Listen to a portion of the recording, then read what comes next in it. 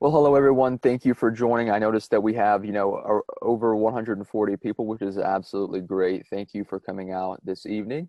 Before we get into it, I just want to share a little bit about myself. I am a graduating senior at Carson-Newman University, which is a small liberal arts school in the southern part of the United States. I am a double major in political science and philosophy. I'm pretty involved on campus. I do speech and debate, which you'll hear a little bit about, and other things such as philosophy club and moot court, which is the kind of mock trial kind of thing here in the States. So, of course, today's session is on brainstorming. And so, of course, the critical part about brainstorming is getting ready for an essay. And an essay is all about telling your story. You should all be familiar with the essays that say, tell us about a time when you did this, or did this, or did this. And, that's clearly a narrative-based essay, right? You're telling a story about a time when you did this. But all of your other essays are also a way to tell your story. When the question is, why do you want to come to this university? Although that might not be, in a sense, you saying, this happened, I did this, this, and this. The way you describe why you want to go to a university is a way that you tell your story about how you grew, how you developed your personality, and it shows why you want to go to that university. Now, brainstorming is, I think, a critical part of writing an essay, if not one of the most critical parts of writing an essay, because you go in with a plan. It's so easy to write down and just start rambling on about a story, maybe tie multiple stories in together, and then when you're done, you have just a mishmash of things that, what's going to happen is that you're going to have to heavily revise that, and that is not fun. Now, brainstorming is important because, again, you go in with something that you are going to write about. It focuses your writing because you have a specific story in mind or a way of telling a story in mind. And I think once you've kind of gone through the brainstorming process, it's a lot easier to write an actual essay. Is it, a breeze? Obviously not, but it is hard, or it makes it easier. Now, and the thing is that brainstorming, just really writing an essay in general, is an act of self-discovery. Oftentimes things happen in our lives that we don't really consciously think about. Well, as you write your college essays, they are asking you to do that very thing. They are asking you to look at your life and think about it consciously and write about it to kind of illustrate who you are as a person. So this is very much an act of self-discovery. And what I will say is brainstorming is hard and time-consuming, but it is absolutely worth it. I told a story in the session prior to this one, but I remember over the summer I was applying to something, and I remember sitting down one day and staring at my computer screen for like 12 hours. And I'm not joking. I woke up and I tried to write something, and I was, writing a sentence, deleting it, writing it, deleting it. I was brainstorming, and it was very, very, very hard, very time consuming. And I felt like quitting. And that's a part of this process, but you got to push through it. I remember waking up a couple of days later, and I just powered through an essay. Of course, I had to revise it, but it was a fantastic way of doing it, and it really helps the end product. All right, so I talked about how important it is to have a game plan. What is our game plan for this evening? We're going to have 3 brainstorming exercises. Then we're going to kind of explain how this specifically helps you to write your essay.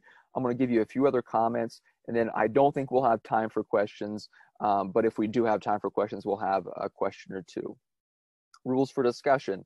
I will be looking in the chat as we are doing these brainstorming sessions, and so is Roshan, so we can both kind of jump in as we see comments that we can answer. If I don't see your comment, I apologize, but I will, of course, try to monitor the chat as best I can as I'm giving this session. What's important, I think, as well, is that everyone in this session needs to buy into this process. Sometimes we can hear about brainstorming and hear about, oh, we have to think about this, this, and this, but you kind of hold yourself back. I think it's very, very important to give yourself to these exercises. The process of self-discovery and writing an essay and figuring out what you're going to write about is very much a vulnerable process. And so you need to give yourself to that process in order for that process to be successful. That's why we have the last one, is be honest with yourself. You know, sometimes we have a conception of ourselves that doesn't fit who we really are. And so be honest with yourself. Is what I am thinking, or is what I'm writing about in my essay true? Is it honest about myself? So definitely take that into your brainstorming session. All right, with that being said, we can go into our first brainstorming exercise. And again, give yourself to this exercise. It's gonna be it's a very simple first exercise, but here are a list of values. What I want you to do is pick your top 5 values from this list. I'll give you 5 minutes to do that, starting now. And what I want you to do is look through this list. What are the values that maybe you embody the most, or maybe want to embody the most? What is a value here that you really think holds to you? Now, the reason that I say choose your top 5 values is because it's so easy to look at a value, any of these, and say, yes, to some extent I embody this value, or to some extent I care about this.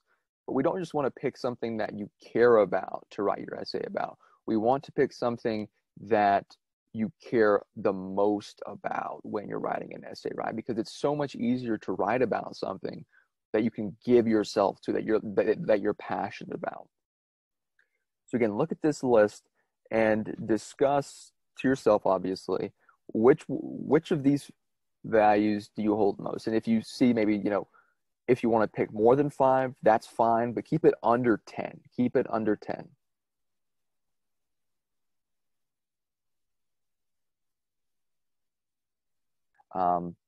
With my list, if you don't have 5, that's all right, because that means that those are very meaningful to you. If you have more than 5, that's great.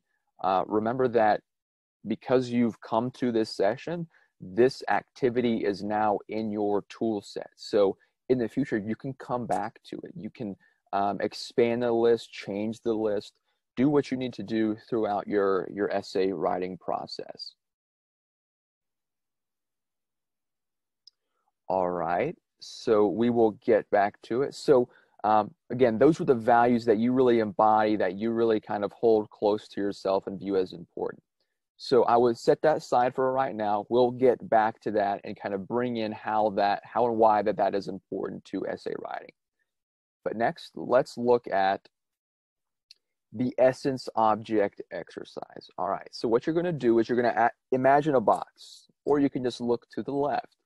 Now there are objects in this box, and each object represents your fundamental qualities. And so what do I mean by this? So for example, one thing that would be in my box is a suit. So it's something, a nice suit.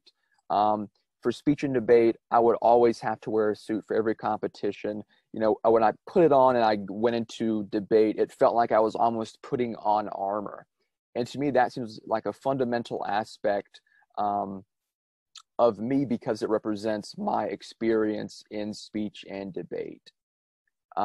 Something else is fruit soup. So I am a first-generation American. My dad is Hungarian, my mom is Romanian. And there's this one Hungarian food, it's called gyümölcsleves, or if you translate it directly into English, it's just fruit soup.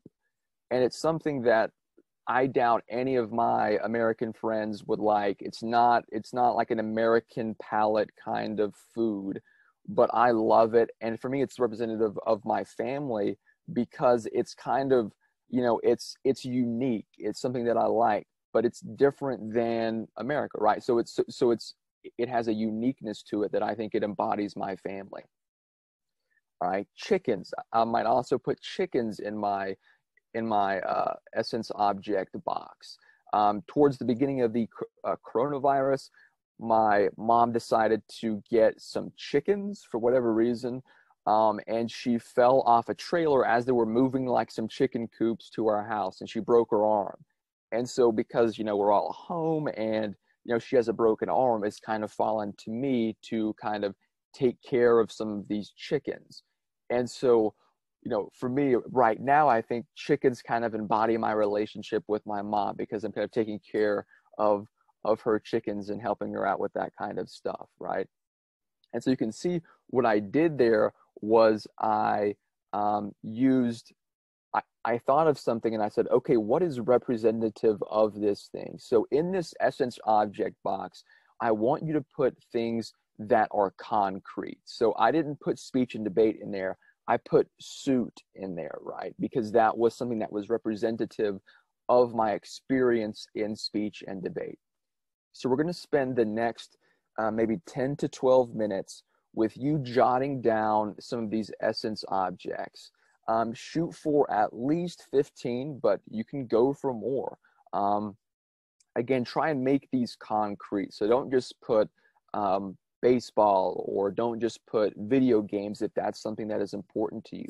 Put a specific a video game. Put a specific aspect of playing games. Maybe it's the controller. Maybe it's something else. So be specific, and I'll have some guiding questions as we go throughout this time so that you can be thinking about what this looks like.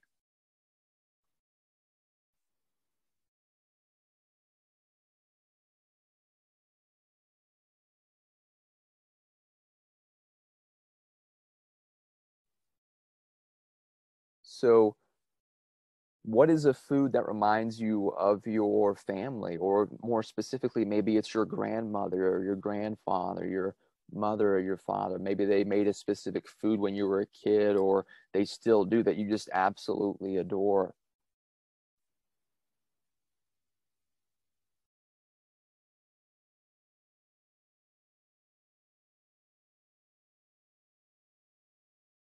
What's an object that reminds you of home? Maybe it's a blanket. Maybe it's, yes, it can absolutely be something that's immaterial. So maybe it's a scent. Absolutely, yes, that definitely fits it into this category. And it's important, put in here what you believe fits in here. It doesn't have to be, there aren't strict rules. There are reasons why I want it to be concrete, but it doesn't have to fall into that box. So, I mean, it does have to fall into this box, though, literally. Okay, what's maybe something that you lost? It could be a childhood toy. It could be a relationship. What is something that you lost?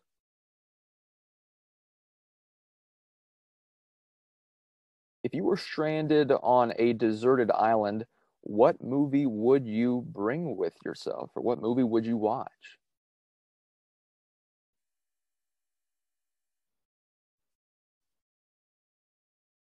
And I appreciate everyone commenting in the comment section, but also make sure that you're writing this information down, because you're going to want to have access to this as we kind of talk about how this applies to essay writing.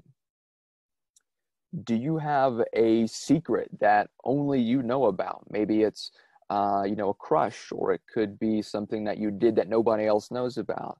I think, when I was in the 5th grade, I remember stealing a toy from school, and I don't think I told anybody, and I just kind of like threw it away because I was so distraught about it, right? But it can be something more significant than that. Remember that this is something that you are going to be using and that I'm not going to be asking you about. What's something that represents something that you regret? It could be something that you did, recently. It could be something that, looking back on it, you regret, but at the time you didn't regret. Is there something that you stole? Maybe that's something that really comes to mind, or something that you found that was important to you.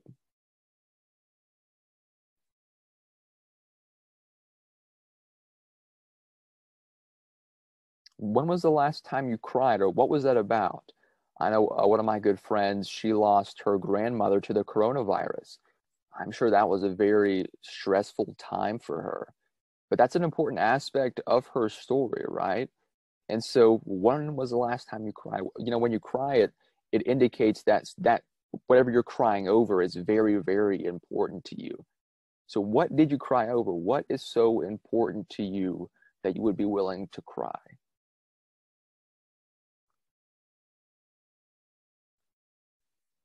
What's something that reminds you of being a kid? Maybe it's, playing soccer with your family, or um, maybe it's going to your grandma's house. But it could also be something painful. What these objects represent don't have to be the fantastic aspects of life. Life is hard.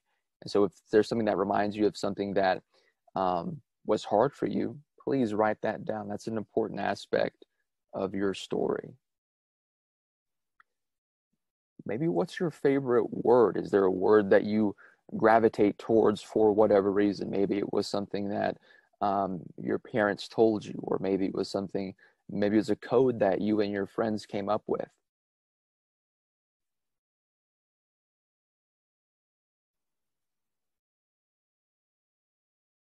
What's a quality that you have that maybe other people don't recognize in you?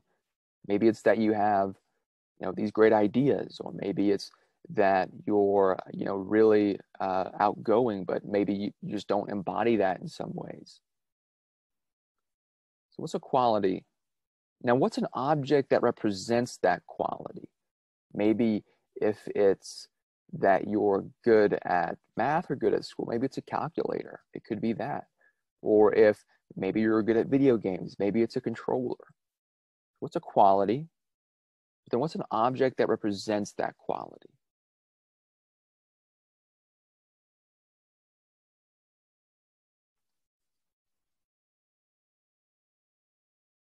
Now, what is something you'll never get rid of?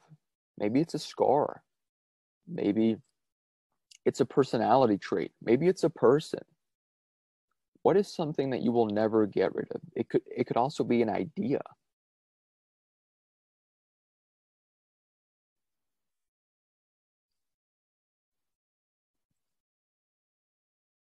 What's a bad habit that you have? We all get into habits. I think especially it's very easy to get into a habit, especially with the coronavirus and us being home. What's a bad habit that either you've gotten into or that you've had in the past? It could be, procrastinating, not being nice to your family and friends, being upset often. What is a bad habit that you have developed in the past? And again, what's an object that represents that habit? Ooh.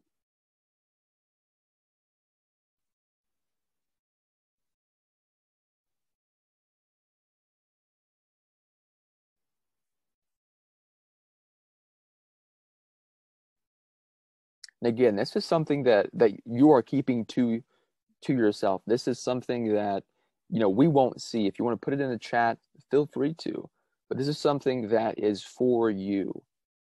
So again, buy in. This is important for your story, finding out what your story is.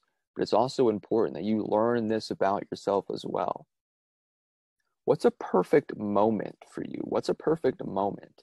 I'll never forget this one time when we went into a debate, me and my debate partner, and we absolutely crushed this team. I mean, it was amazing. And that was a perfect moment. I mean, it felt good, it was good, it was something that built me up. And so maybe something that represented that moment was a legal pad. I know for debate we always use legal pads for debate. So that's something that represented that aspect or that perfect moment. What was a less than stellar moment? What was a bad moment? I'll never forget this one time where me and my debate partner went into a debate and we absolutely got crushed. And so the shoe was on the other foot. So maybe that same legal pad could represent that as well. And so we can see how objects can represent both our high moments and also our low moments as well. What would they put in a museum of your life? Now, what are museums? These are things where key aspects of history are put. What is a key moment in your life, and what object represents that key moment? Or maybe there's multiple objects that represent that key moment.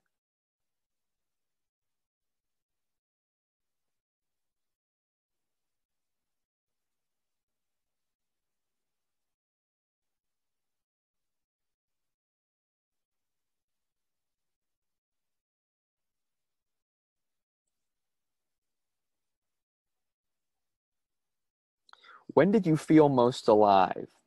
I've never done skydiving before, but I would love to do it at some point. but maybe you did something like that and you felt alive. Maybe you climbed a mountain and you looked over and that was something that was very, very beautiful to you. Or it could be that it was just when you were spending time with your family. For you, that makes you feel alive. When was a time that you felt that way? And what's an object that represents that?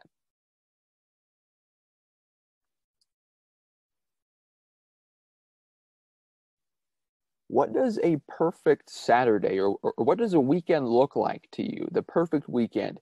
Is it sitting inside reading a book? Is it going out with friends? Is it going out by yourself, taking a walk around the block? What does a perfect weekend look like for you? And once you have that, what's an object or a set of objects that represent that?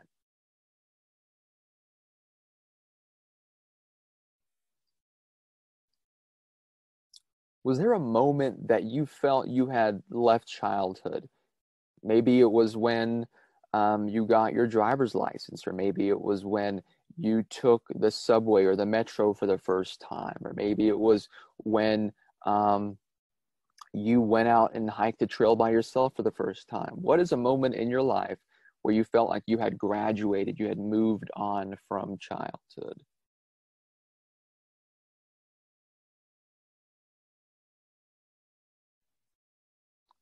And maybe what's a word that you love from another language? It could be English, it could be any language. What's a word that means something to you? It could be that, it sounds cool, but does it have some kind of other meaning that is in fact meaningful to you? All right, I'll give you all about 30 seconds to finish up your train of thought, jot down any last ideas that you have, and then we'll move on to our next exercise.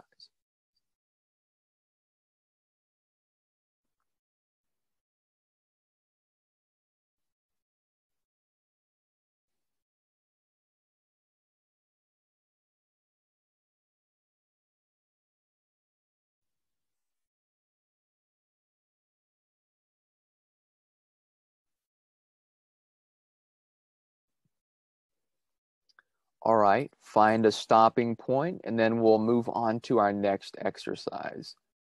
And again, remember that we need to buy into these exercises so that we can actually use them in our story or in our essay.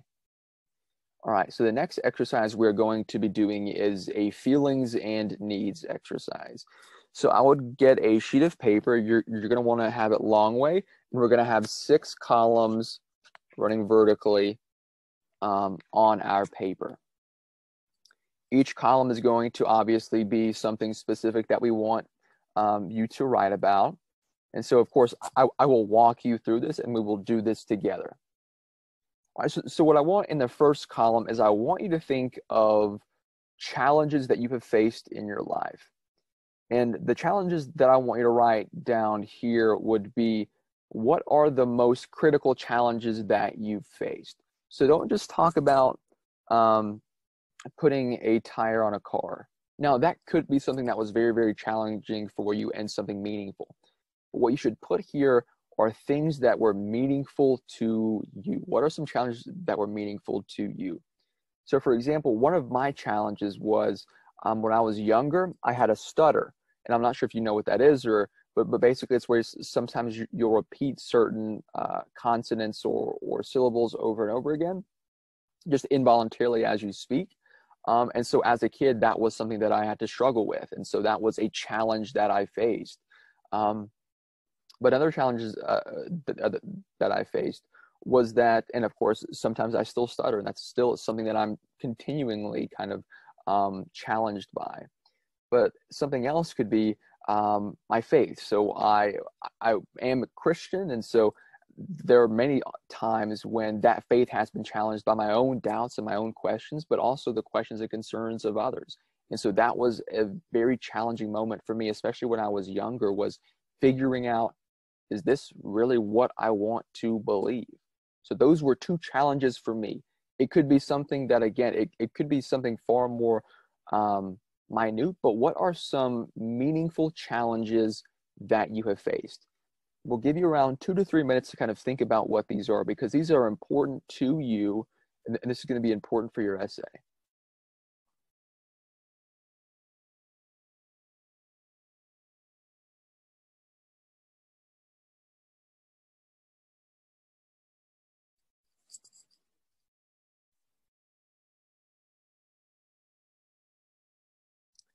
One thing to consider is that oftentimes we'll face small challenges and they may be representative of something a lot bigger. I know when I got one of my first jobs, like over a summer, I worked at a farm, and I would mow this guy's lawn, and that was something that was very meaningful for me because it was something that I was doing independently, something that that meant a kind of graduation from childhood. And so the challenge was, making sure that I did my job right, making sure that I mowed his lawn in a very good way, right? So that might be something that's minute, but it was something that was very meaningful to me. So what's a challenge that was meaningful to you?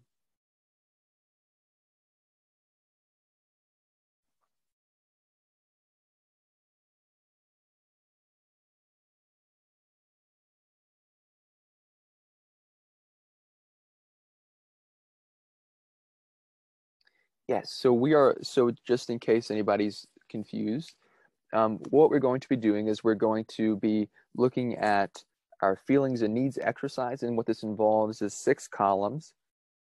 Each of these columns is going to be one thing that we are going to be discussing. The first thing we are going to be looking at is challenges. What are some challenges that we faced? And yes, it could be one word, but it doesn't have to be one word. Mm-hmm.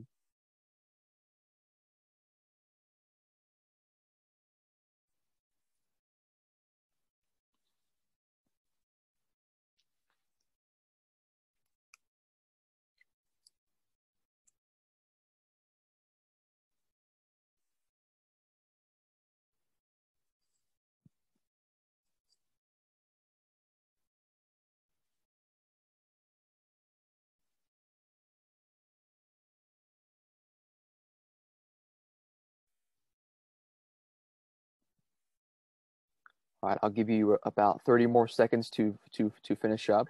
I would shoot for maybe 2 to 3 to even 4. Again, this is something that if you don't get that many, if you only get 1 or 2, that is completely okay. Again, this is something that you can do once you've been through this. You know how it is. You know the process for it, and so you can do it in the future by yourself. It's about maybe 20 more seconds here.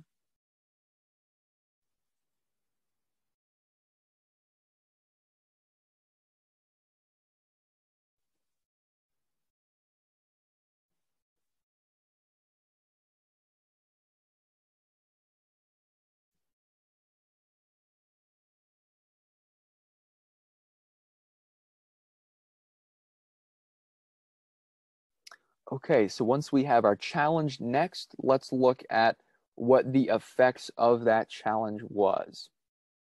Now, the effects here shouldn't be how you felt about these challenges because that's going to come later, but what were the concrete material effects of these challenges? For me, one of the effects of me stuttering was a lack of confidence. I wasn't confident in speaking with people or in front of people because I was worried that I would look like an idiot, right? And so what that resulted in was not only a lack of confidence, but I didn't speak as much. I remember when I was like 3, my mom took me to the doctor. Was like, "Why is he not talking?" It's like I knew how to talk, but I didn't have the confidence for it. Right. So that's a material effect. What was a material effect of my faith being challenged? It was lots of study. This was something that I was very passionate about. I wanted to get to truth. And so what that pushed me to do was to really look into this. And so that resulted in lots of study. But it also resulted in restlessness, right? I was worried. I was like, what if I've been wrong? What if I need to completely change what I believe, right? So these effects are material effects that they've had on you, the way you look at your life, the things in your life. What are the concrete effects of these challenges? And for stuttering, I had a lack of confidence, which resulted in me not speaking as much. But in my faith being challenged, I was very passionate about it. And so this resulted in lots of study. But it also resulted in restlessness, a kind of worry. I'll give you about 2 to 3 minutes to kind of think through these effects. And again, this shouldn't be as much of your feelings about it, but what were the material, concrete effects of these challenges?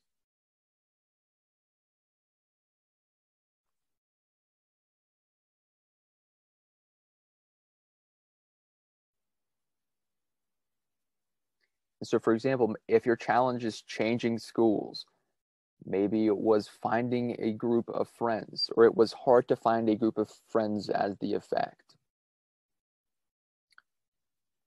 Could be that it was hard to get back into your studies. That could also be an effect. But also make sure that these effects are something that you think were meaningful to you.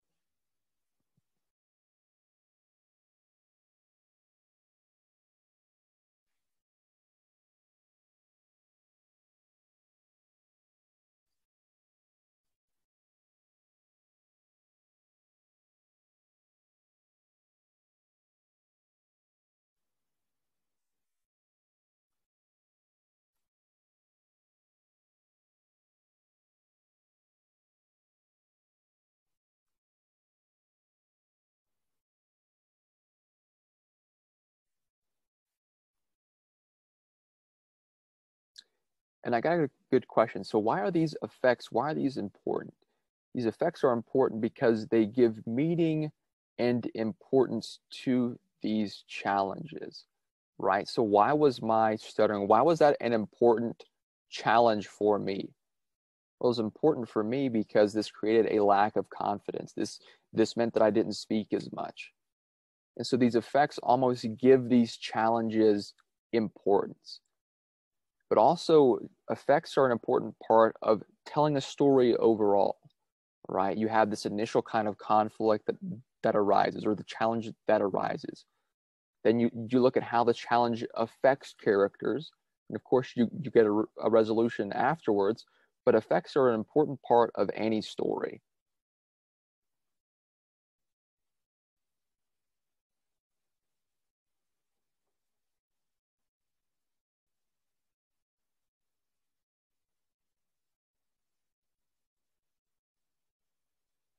Oh, yes. So there can be both downsides and positives, right? So if the effects were something good, that could also absolutely be something that you could put into your effects as well. Yes.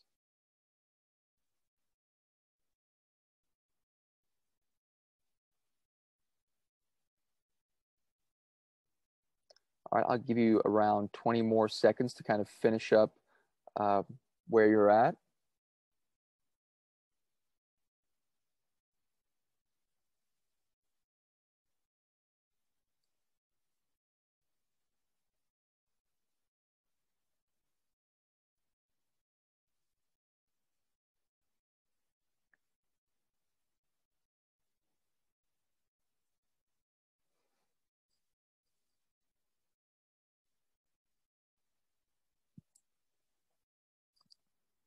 All right, so the next section of your feelings and needs chart should be feelings.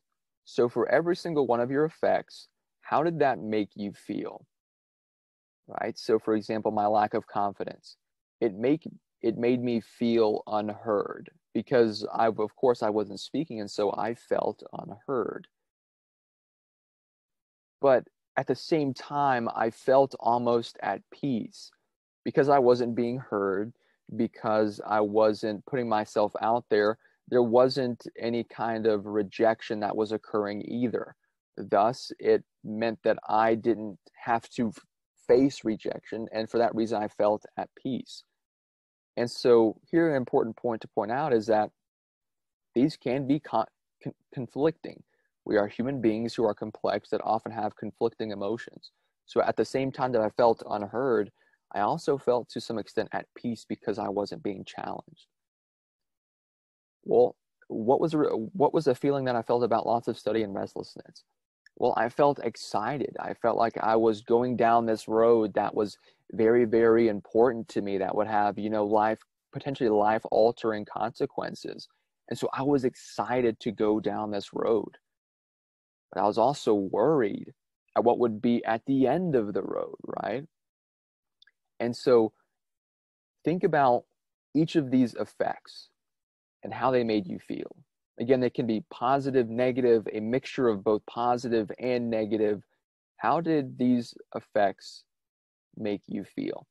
And just so you have a better, like a larger list of feelings, here's a list that you can kind of look at to kind of take some inspiration for your own feelings and emotions. Again, we'll give you around 2 to 3 minutes on this one as well.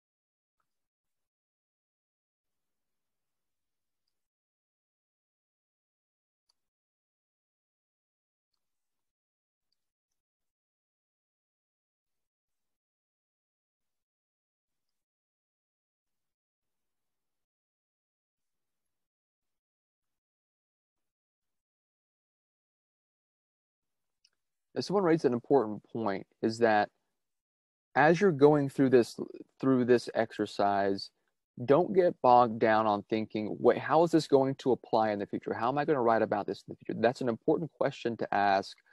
But before we ask the question, how are we going to write about something? We need to ask the question, what are we going to write about? I think we all have a very meaningful story, whether you realize it or not. Even something small can be something that is very, very meaningful to you.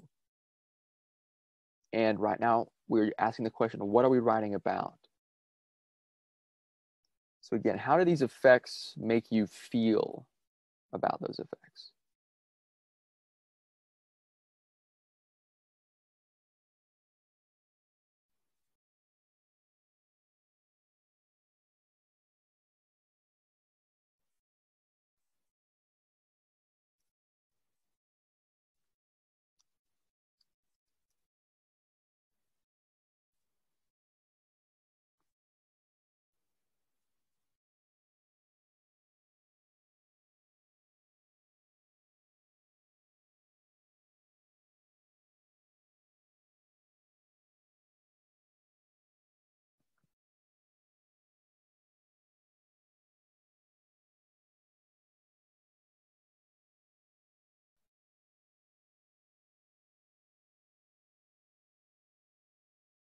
I'll give you around 20 more seconds to kind of finish up that section. Then we'll move on to the next one.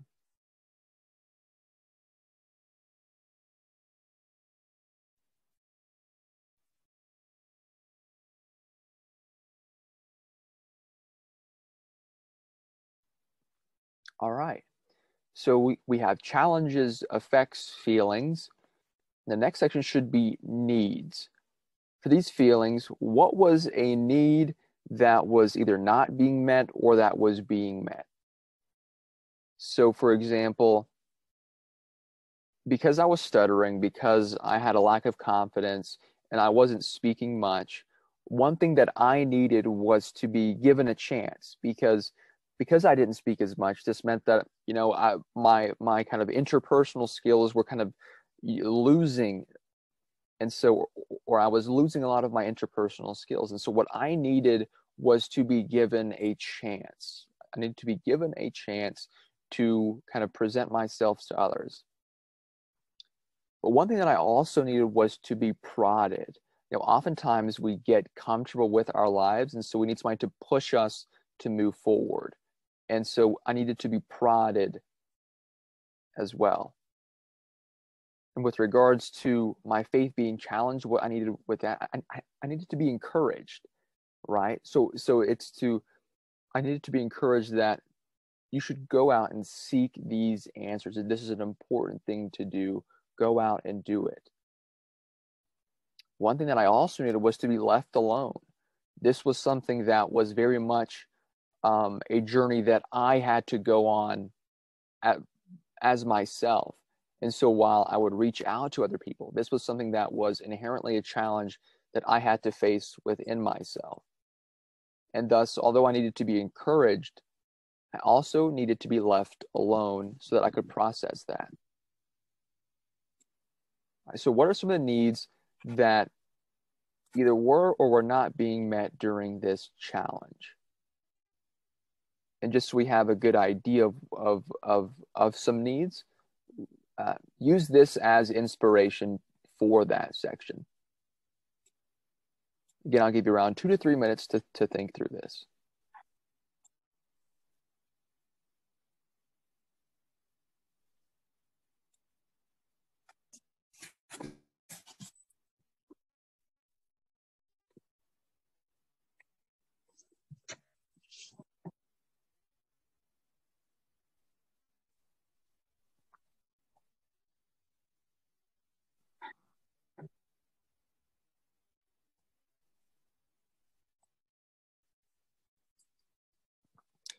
And you know, this list, it has a lot of one-word phrases. If it's something that you need to write out, feel free to do that. Again, this is inspiration for you to figure out what your needs were during that specific time. So don't be tied to this list to a certain point where you can't move from it.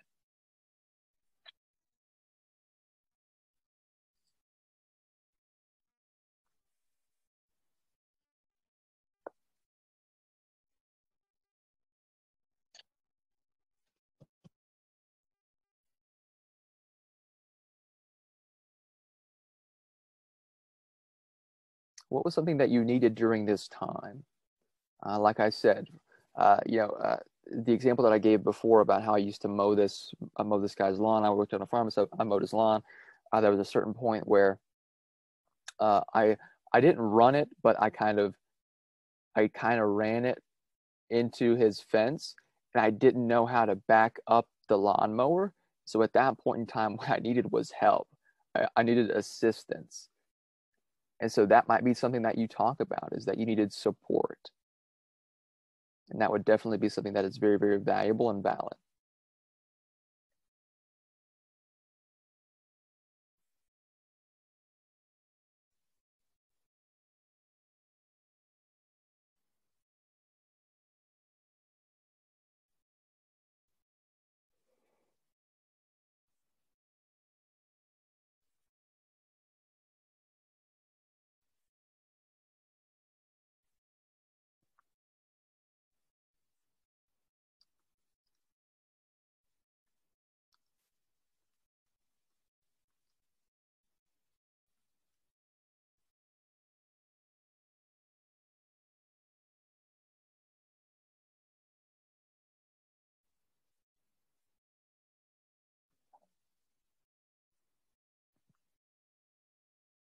What was a need that wasn't being met?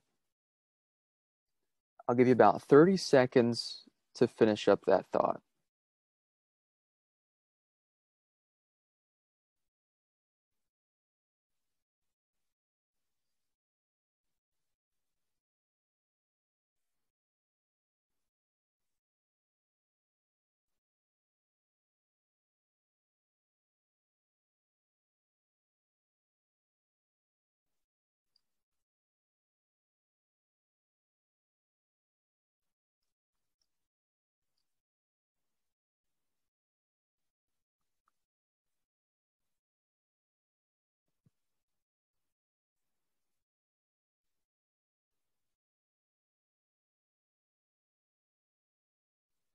All right, finish up that thought, and then we'll move on to the next part. Okay, so we had challenges, effects, feelings, needs. Okay, what did you do in response to these needs? How did you try to fill those needs? An important point here is that oftentimes we don't realize that we are trying to fill these needs when we're actually doing just that, even if it's maybe unconscious or whatever that thought process might be. What did you do to fill those needs? So for example, one thing that, looking back, and this was, to some extent, this was something that I wrote about when I applied for college as well. But one thing that I noticed as I looked back about how I dealt with my stuttering problem was that I would seek out people that I was comfortable with and I would talk to them. So that was a way for me to kind of express myself. I knew that I wouldn't be, ridiculed, or I felt comfortable making mistakes in front of these people. And so I would seek them out and I would talk to them. Now, one thing that I've done recently was, of course, I joined my university speech and debate team. So there I was able to give like a speech maybe every day, every other day. And so I was really able to learn myself, how I thought, why I stuttered, and I was able to cope with that in a very systematic way. So that was one way that I helped fill those needs of being proud. And of course, speech and debate is a very much, you are put into an uncomfortable position every time you speak, right? Because you're speaking in front of people, they're often challenging you. So this is a way for me to fill these needs. Now, with regards to my faith being challenged, probably the biggest thing was I got into philosophy. This is one of the reasons why I am a philosophy double major. This was something that was very, very important to me. And so where could I find these answers, or at least an approximation to these answers? For me, at least, that was in philosophy. So that's why I got into philosophy. So in the same way we looked at needs, feelings, effects, and challenges, look at these needs, and what did you do to address these needs?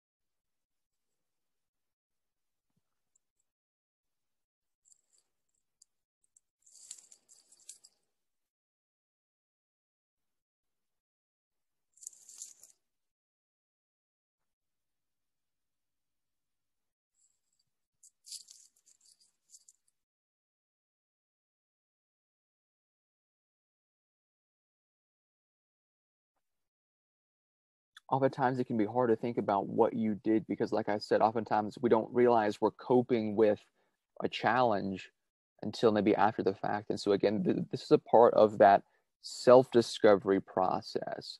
How are you dealing with these issues, or how did you deal with these issues?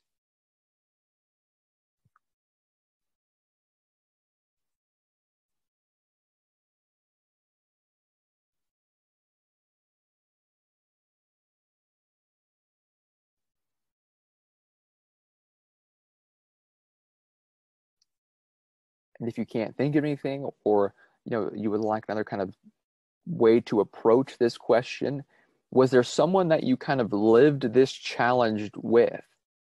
If there was such a person, maybe ask them, what did you see me doing? How did I respond to this? So oftentimes we don't realize we're responding to something as we're responding to something. So ask the people around you, how did I respond to this?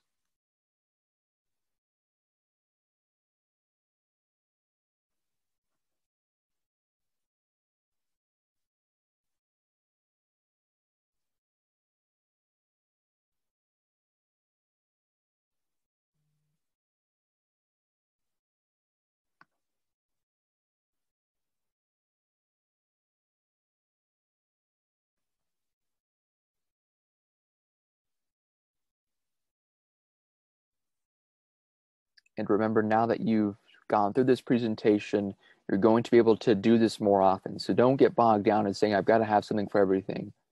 See what you can do as of right now. You'll be around 30 more seconds to finish up.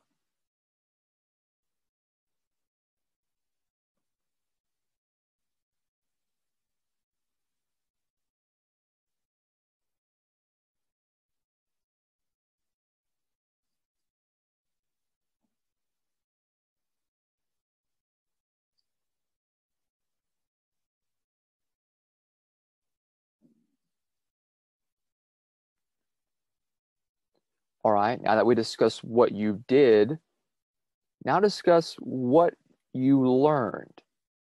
What did you learn through this experience? And this can be kind of concrete, but it also can be broad value-based. So one thing that I learned was confidence, or one thing that I gained was confidence. Because I was able to control my stuttering to a significant degree, because I learned how to organize a speech, because I learned how to present, I became a lot more confident, not only in my public speaking, but also in just my everyday interactions.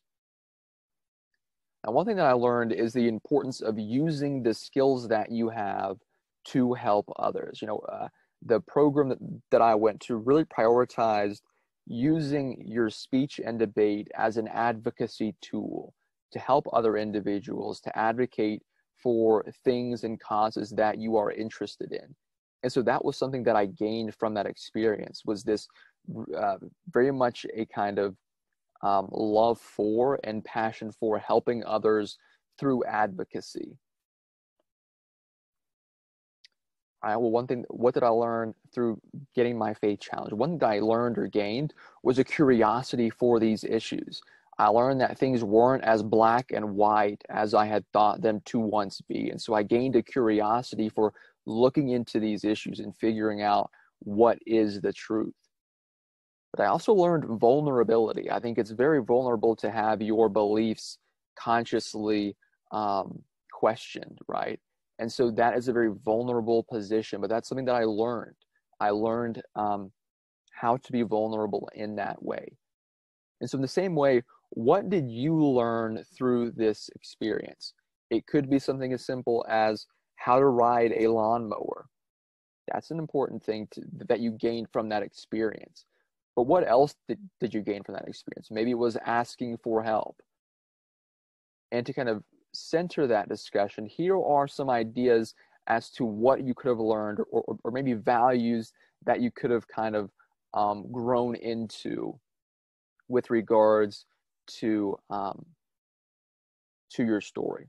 So what did you learn? What did you gain?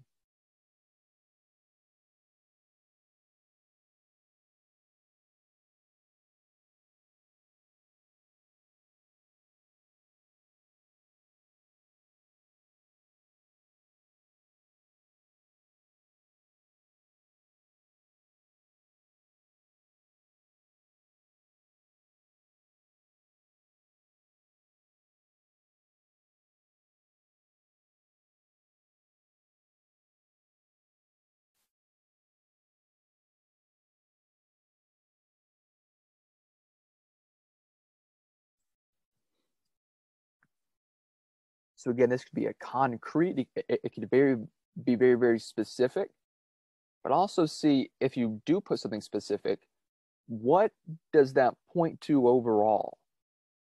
Right? So if for example, I learned how to ride a lawnmower. Well, that was a result of me asking my supervisor, how exactly do I operate this machinery? And so I learned how to ask for help.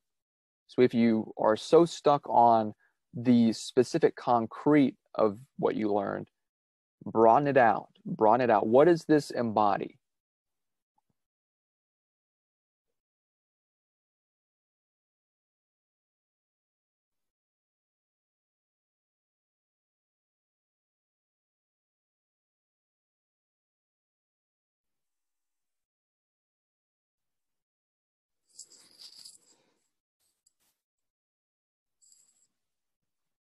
And this could also be something that you're still working towards. Like, for example, if you are trying to be more vulnerable, or if you're trying to gain independence, really think about, is this something that I might have not have achieved 100%, but I'm working towards it? Well, if you're working towards it, write that down as well. Write that down as well.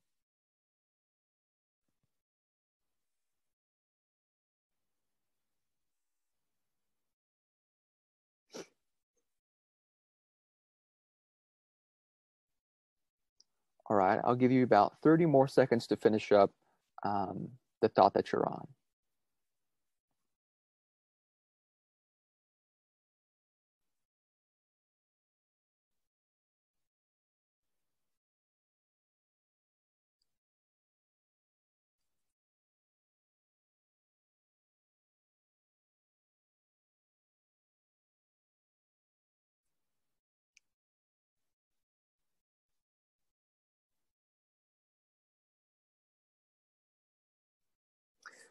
All right, now that you've done your values exercise, your essence object exercise, and your feelings and needs exercise, ask yourself this question: what connections do you see between your answers? Now, if you look at the previous slide, this is the same exact slide, except I changed what it said, what I learned, as to the values exercise, right? So what values do you have in your kind of what I learned that you also have in your what values I want to embody? And so what are these connections that you see? Is there an essence object that shows up in your story, right? If I had a suit, right, in my essence object, well, that clearly shows up in my feelings and needs exercise because of the because I talk about my speech and debate experience. But also look at your actual feelings and needs. Are there connections you see in there? I know somebody in the chat, if I can pull it up, was saying how, yeah, they realized that one of their challenges was effect of the other challenge, right? So look at these connections, because there are more connections than you might have initially thought with all of these different things. Now, what happens if you look at it and you really don't see any connections? Well, the first is that you need to spend more time brainstorming and thinking about these ideas, because those connections are absolutely there. You just need to find them. You need to tease them out. And so spend some time doing these exercises again, or expanding on what you already have. You might be choosing the wrong stories. Maybe you went through this exercise and you weren't as vulnerable as you should have been, right? And so maybe go back, redo these exercises, and be more vulnerable. Spend some time alone, really spending some time in introspection, of investigating yourself and thinking about the stories and the experiences that you've had. Also, again, be honest. It's okay. This is something that is a very vulnerable thing to do, is to inspect yourself, look at your own experiences, and see how that has affected you and shaped you as a person. And really think about this. Do you embody the values that you put into your initial summary? Maybe these are things that, you put into your initial, what are the values that I adopt, but you really aren't seeing them in the values that you learn. Now, it might just be that you haven't it's really expanded your work and you need to do that. But what that might also show is that these are areas where you need to improve on, or areas that you still have work to do. And that is a great thing to realize, because that's a way that you can connect to your colleges about, this is what I need to improve on. And then again, it's okay if you're working towards embodying this specific value. You don't have to say that, oh yes, I am completely on truth, I know everything, right? That's not how life works. Life is a process, and so living up to these values is also going to be a process. All right, so now that you're kind of teasing out some of these connections, what's the practical value of these exercises? So this is how I think about it. The feelings and needs, that gives you the story or the narrative that you are going to be telling in your essay. Your essence objects, they are the vehicle to tell your story. And the values are your dreams and aspirations, or the future that you want to bring about or are already bringing about. So let's talk about these more specifically. So specifically with regards to feelings and needs, your story, right? This gives out your story. I had talked about that I had spent like an entire day just looking at my computer screen and not getting anywhere. The story that I told was about my stuttering and how I had I lacked confidence, but then I grew as I did speech and debate. But this also gave me a passion for helping other individuals grow and develop as individuals and to advocate on their behalf. And so I began with a story about how I stuttered as a child and still to some extent struggle with that aspect of my life, but then how I grew that into a passion for helping others, right? And the feelings and needs is a great way to see a progression from real life challenge to value that I embody. All right, so what's an essence object? An essence object is a vehicle to tell your story. A couple of years ago, I was helping a student from Russia apply to NYU. And the question was, of course, why NYU? And so she took an interesting route to answering that question. I'm not sure if she had gone through this exercise or what that process was, because it was different. It was a different program. But she organized her essay around chai tea. She loved chai tea. And so she explained why she wanted to go to NYU based off of this object. And so she talked about how, the curriculum at the specific program she was applying to is like the tea. It's the base of the entire drink. It's the substance. And then she talked about the extracurricular activities as the foam on the chai tea, that although it wasn't the majority of it, gave it a lot of its flavor. And then she talked about the spices on top of the chai tea that would, give it even more flavor. And there are these different programs that she was applying to that gave her drink more flavor, gave her experience more flavor. And she got into NYU. And I don't know if that was, of course, it was more to that than just that specific essay, but you can see how an essence object can be used to tell your story. All right, and then what about your values, your dreams and aspirations, or your future? These can help you relate to your college, or it can help you kind of elaborate why you need to go to your college, right? Often the question will be, why do you want to come to this school? Or how do you embody the values of this school? Well, these values, dreams, and aspirations are a way to relate to your college. Maybe it's that you still have a lot to grow. That's a way to relate to your college, because that's saying that you believe that this college will help you grow in these areas. Or you're saying, I'm already processing this, I'm already embodying these values, and this is how I think that I can improve on this at your college, right? So these values, these dreams and aspirations can help you relate to your college. And so we see how these exercises, although have real practical value for your essay. Now in the future, we're going to be talking about how to organize these ideas into a coherent essay, into a narrative, into a framework. But right now we have a solid base, and I would spend the next, couple days really thinking through, what could my essay be about? What are my essence objects? What are my dreams, aspirations? What are my values? And this will help you define your essay and kind of really focus in on your essay. Now, I'm almost done. This is the last thing. The one thing you need to keep in mind is that you have a valuable story that you should tell. And be thinking about, why is that important? Why is that story important to you? But the important thing to remember is that, right, your story has evolved over years. But your college essay might be 500 words, 750 words max, or it could be as low as 400 words.